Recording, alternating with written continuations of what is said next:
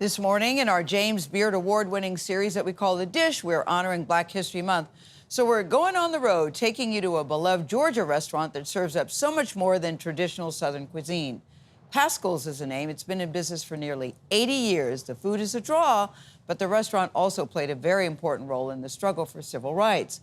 As we celebrate this Black History Month on the very last day of Black History Month, CBS Saturday morning co-host Michelle Miller met former UN ambassador and civil rights icon Andrew Young at this historic place.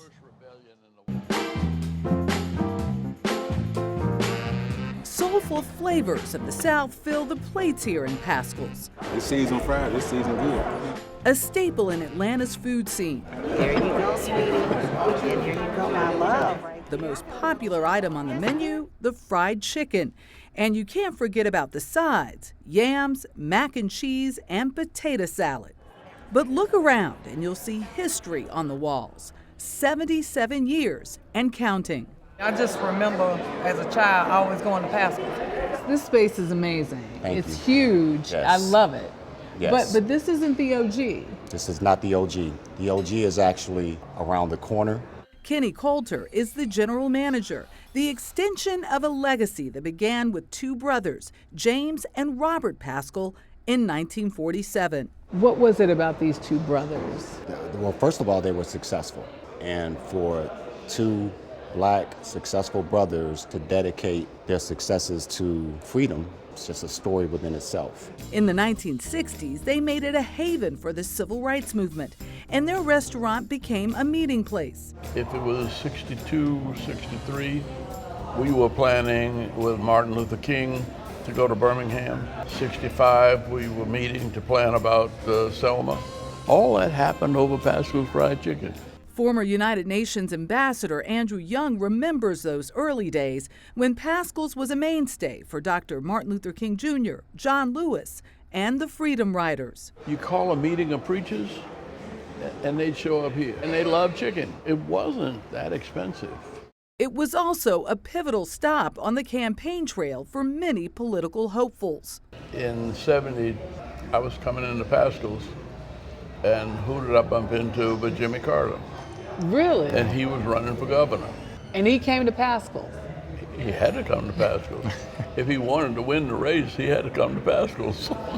But he did something that I admired him for. He spoke to me, but he said, just a minute, I'll see you when I get back. Because he went to the kitchen first.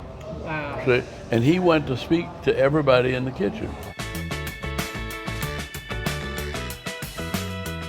And that's the heartbeat of Paschal's, where savory fried green tomatoes, creamy mashed potatoes with gravy, and perfectly fried shrimp are plated. This is 52.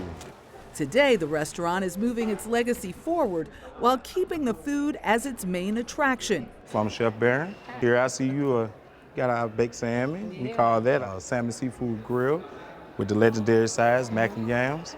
Baron Vincent is head chef. The 1947 is one of the staples here. That's this chicken right here. Yes, ma'am. That is that secret recipe that the two brothers have been doing since 1947. That chicken, as you can see, cutting through it, it's very juicy, it's moist, it's enriched with flavors. Would you like some of this chicken? You like the breast meat? Let me tell you something. I've been coming here at least once a week. I don't know where else to go to get chicken. This table, representing 5 nations across the globe, wanted the American experience. So how does it rate? Really good. First time I've ever had meatloaf in my life. And it's Never had meatloaf? Ever. We actually looked on Google and it said this is one of the best soul food places. Something Young already knows. I like their food. You never get tired of it? Oh, what is there to get tired of?